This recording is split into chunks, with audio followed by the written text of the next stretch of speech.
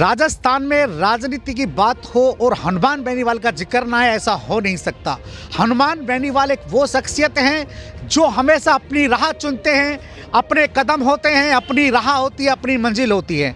हमारे साथ निकाय चुनाव से ठीक पहले रूबरू हुए हैं हनुमान बेनीवाल। जानते हैं कि निकाय चुनाव में उनके क्या कदम रहे। देखिए, निकाय चुनाव के अंदर राजस्थान की पहली पार्टी आरएलपी बन गई है, जो यहाँ की स्थानीय किसानों की जवानों की मेहनत से बनी, उनके आशीर्वाद से बनी पार्टी है। और ये स्टेट का पहला मान्यता प्राप्त दल है जिसको मान्यता भी मिली। और पहले जितनी भी पार्टियां थी, कोई यूपी से, बिहार से, हरियाणा से लाला के लोग लड़ते थे और लंबे समय तक लोग लड़ाई लड़ भी नहीं पाए। विधानसभा चुनाव में आप और लोकसभा चुनाव में आपको 13% लोगों ने वोट दिया, जैसा कि आपका मानना है, और आप कहते हैं कि निकाय चुनाव में क्या रहेगा। देखिए, अभी हमने पंचायत चुनाव जो लड़ा था उसमें 106 मोटा मोटा हमने निकला। मंडलों के अलावा 3 प्रधान हमारे राजस्थान में बने और 2-3 जगह जो प्रधान हमारे आरएलपी के जीत के वो पाड़ा बदल के भाग गए, लेकिन निर्दलीय बने। तो एक तरीके से आरएलपी के नाम से ही वोट मांग के और आरएलपी के लोगों ने सर रख दी, कांग्रेस बीजेपी के नहीं बने। इस तरह 4 से ज़्यादा प्रधान हमारे स्टेट के अंदर बन गए। और नागौर के अंदर जिला परिषद के अंदर 3 लाख वोट हमने लिए।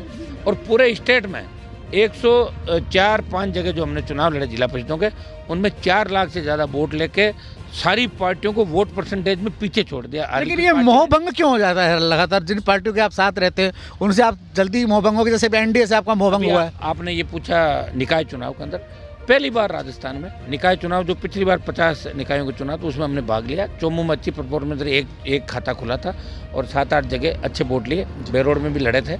और हमने पहले ही कहा कि शहरी क्षेत्रों में राष्ट्रीय लोकतांत्रिक पार्टी का धीरे धीरे जनाधार बढ़ रहा है और 23 तक हर शहर के मोहल्ले में, गली के अंदर राष्ट्रीय लोकतांत्रिक पार्टी के जवान हर बूथ पे खड़े मिलेंगे।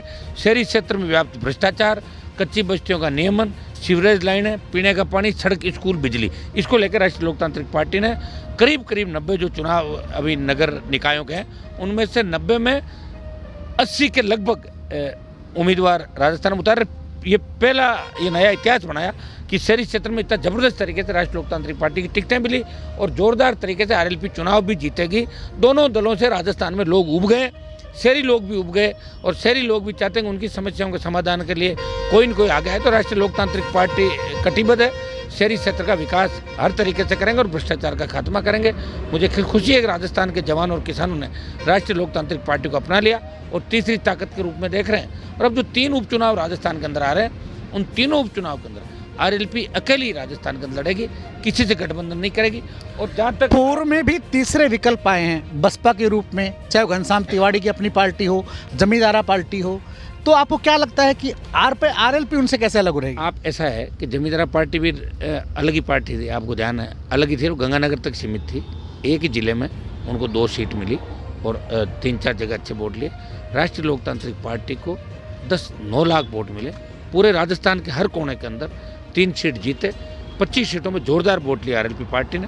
फिर जो बाई इलेक्शन हुआ राजस्थान में, सरकार को हराया, उपचुनाव जीता खींव सरकार। और मेंबर ऑफ पार्लियामेंट भी आरएलपी पार्टी से गठबंधन बीजेपी को करना पड़ा, नहीं तो बीजेपी 25 सीट नहीं जीती और राष्ट्रीय लोकतांत्रिक पार्टी का एक सांसद भी बना। मान्यता मिली आरएलपी पार्टी को। और जीते पहले आप बता रहे हो बसपा, तो बसपा राजस्थान की पार्टी नहीं है। अभी बसपा उस वक्त पीछे छूट गई राजस्थान में हमारे से। न तो बसपा है, न कोई लाल झंडा है राजस्थान के अंदर, और न कोई आप जो बता रहे हो जमींदारी पार्टी। विधायकों की संख्या मेरी ही ज़्यादा है, बसपा तो विलय हो गए ना, कहाँ है बसपा। आज राजस्थान की विधानसभा में तीसरा दल आरएलपी है, कांग्रेस के बाद भाजपा और 3 विधायक राष्ट्रीय लोकतांत्रिक पार्टी के, और बाकी 2 विधायक इनके शायद कम्युनिस्ट पार्टी के होंगे और 1 विधायक आरएलडी का है। और बसपा के 6 विधायक जो जीते थे उनमें शेड्यूल कास्ट का 1 भी एमएलए था।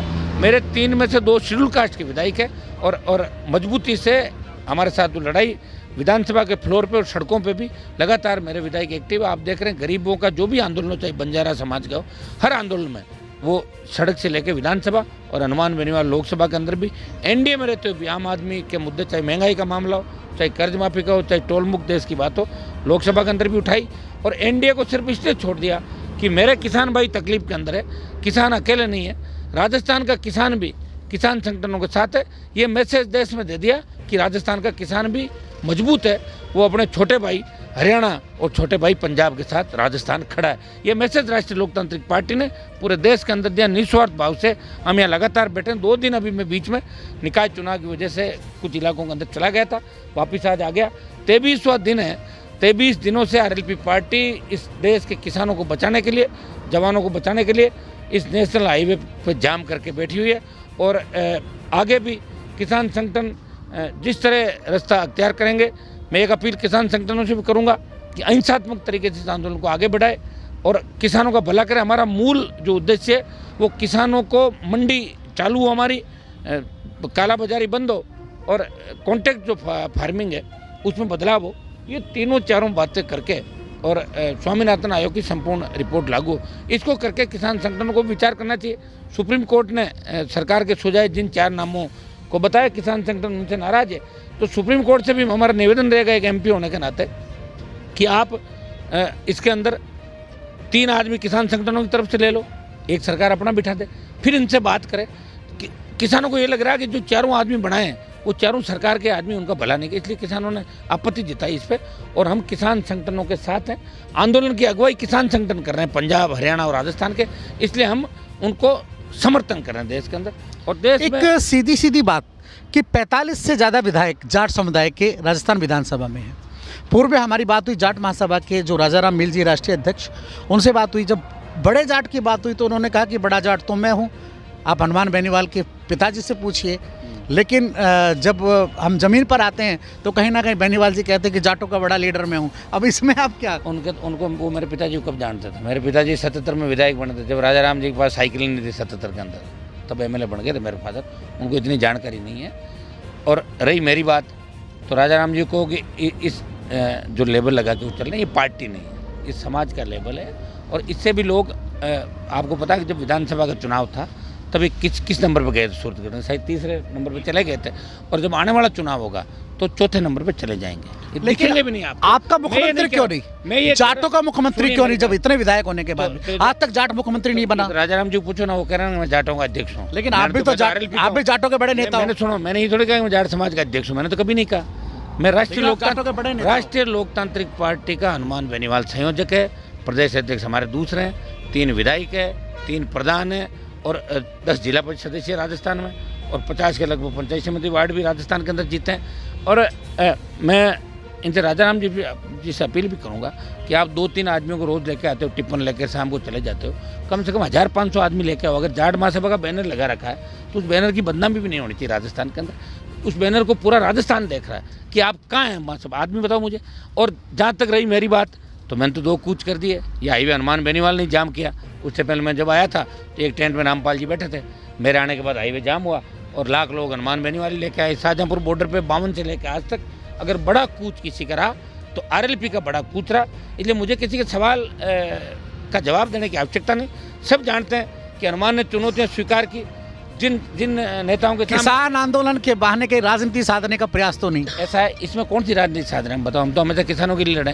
हुंकार हमने भरी, कर्ज माफी राजस्थान के अंदर, मुफ्त बिजली, टोल मुक्त राजस्थान, बेरोजगारी भत्ता, सरकारों को हमने याद दिलाया। और हुंकार के बाद हमारा मकसद था कि दोनों पार्टियों में साथ देना। पार्टी बनाई, पार्टी बना के राजस्थान की जनता को धोखा नहीं दिया। पहले कई लोग कहते थे पार्टी बनाएंगे करेंगे, पार्टियां नहीं बना पाए लोग, और बना भी ली तो वापस हाथों हाथ बीजेपी ज्वाइन कर ली उन लोगों ने। डॉक्टर साहब थे वो चले गए, घनश्याम जी आगे। एक ही व्यक्ति है जो राजस्थान के मान सम्मान की लड़ाई लड़ रहा है। बड़े से बड़े पदों को ठोकर मारी, दिल्ली में मंत्री पद को ठोकर मारी, स्टेट में 4 बार मंत्री पदों को ठोकर मारी, हर चुनौती को स्वीकार किया। और जो मेरे बारे में बोल रहे हैं उनको भी मैं कहना चाहता हूँ कि यहाँ माइक में बोलने से और घर में घरवालों के सामने भाषण देने से कुछ नहीं होता।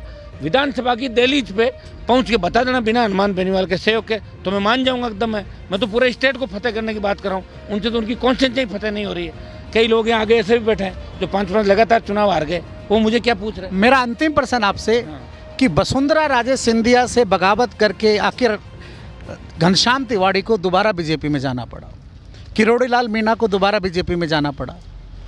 इसके अलावा भी बहुत से नाम हैं जिन्होंने बगावत की और वो वापस गए। गुलाब कटारिया जी का भी एक नाम है। क्या हनुमान बेनीवाल भी वसुंधरा से बगावत करके क्या वसुंधरा के खेमे में जाएंगे? वसुंधरा का तो खुद का कोई खेमा ही नहीं बचा, वो तो बीजेपी ने उसको अलग थलग कर दिया। वो तो क्या अगली बीजेपी के अगले मुख्यमंत्री नहीं होंगे? ना, मुख्यमंत्री तो बीजेपी का बनेगा नहीं राजस्थान में। सीएम तो आरएलपी पार्टी सबसे बड़ी पार्टी होगी राजस्थान के तो अंदर। क्या आप अगले सीएम होंगे? मैं नहीं कह रहा हूँ मैं अगला सीएम होऊंगा, मैं कह रहा हूँ कि राष्ट्रीय लोकतांत्रिक पार्टी राजस्थान का सबसे बड़ा दल होगा। कांग्रेस को उसकी नानी याद दिला देंगे और भाजपा को भी उसी औकात राजस्थान में दिखा देंगे।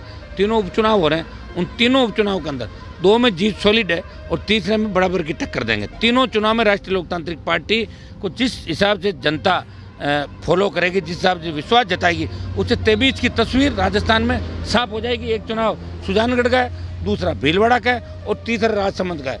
70% जो कल्चर है उसमें चुनाव हो रहा है और 30% पे बाकी रह जाती है। तो 70% में आपको अलग अलग जगहों के चुनाव, अलग अलग जिलों के चुनाव, अलग अलग संस्कृति है, तो आपको पता चल जाएगा कि 23 की डोर सत्ता की किसके हाथ में रहेगी। क्योंकि यहाँ विपक्ष अगर कोई है राजस्थान में तो राष्ट्रीय लोकतांत्रिक पार्टी है। प्रताप सिंह का जो परिवहन घोटाला हुआ, भारतीय जनता पार्टी कांग्रेस ने हाथ मिला लिया अंदर आगे की पंक्ति में बैठ के। बीजेपी का एक नेता प्रताप के खिलाफ नहीं बोला। आरएलपी ने धरना भी दिया, सड़क पे बैठे, बेल में भी गए, मामला भी उठाया। मैंने हमेशा उसके भ्रष्टाचार की जांच का, सीबीआई जांच की डिमांड करी और यही कारण था कि वो सचिन पायलट को छोड़ के गहलोत के पास चले गए डरते हुए। ये सबको पता है। अगर राजस्थान को बचाने का कोई काम करा तो आरएलपी पार्टी कर रही है और यहाँ आरएलपी आई तभी तो ये नई दुकानें लग गई यहाँ पे। अगर आरएलपी नहीं आती तो ये भी नहीं आते। ये सब जो हो रहा है, राष्ट्रीय लोकतांत्रिक पार्टी के जवान किसान हर जाति के लिए लड़ाई लड़ रहे हैं। इस राजस्थान में अगर किसी के सुई भी चुभती है जवान किसान के तो आरएलपी के जवान अपने आप पहुंच जाते हैं उसकी मदद करने के लिए। वो मेरा इंतजार नहीं करते कि हनुमान जी को पूछेंगे। अन्याय के खिलाफ लड़ने के लिए पूरी पार्टी को छूट है, किसी जाति का मदद करना हर जाति की। 26 जनवरी को ऐलान हुआ है संयुक्त किसान मोर्चे का दिल्ली कूच के लिए कि ट्रैक्टर से वहाँ तिरंगा रैली लेकर लाल किले के लिए कूच करेंगे। क्या उसको आपका समर्थन रहेगा? देखिए, मैंने आपको क्या कहा, अहिंसात्मक तरीके से जो भी आंदोलन देश में चल रहा है किसान संगठन, जब यहाँ 23 दिन से बैठे हैं तो और मदद करेंगे। ये तो तय है कि मैदान किसान और जवान आमने सामने हुए तब नहीं होंगे, ऐसी स्थिति नहीं बनेगी। किसान भी समझदार है, जवान भी समझदार है। हम तो दिल्ली की सरकार से चाहते हैं कि कोई न कोई ऐसा रास्ता। अगर सरकार समझदार होती तो फिर आप एनडीए से अलग क्यों हुए? अब सरकार समझदार, क्या पता हमारे अलग होने से हो जाए। कोशिश तो कर ही रहे हैं। अकाली चले गए, आरएलपी गई, शिवसेना गई और कहीं जाने को तैयार है, तो आगे सरकार वापस नहीं बढ़ाने की उन लोगों को। 24 राजनीति में जलेबी बनाना अगर किसी को आया है तो वो है हनुमान बेनीवाल और निश्चित तौर पर टाल ठोक कर कह रहे हैं कि अगला राजस्थान होगा तो वो सिर्फ आरएलपी का होगा। आप देख रहे थे हनुमान बेनीवाल के साथ हमारी ये विशेष वार्ता। मैं हूं आपका होस्ट धीरेन्द्र गुप्ता। आप देख रहे हैं खबराना.com।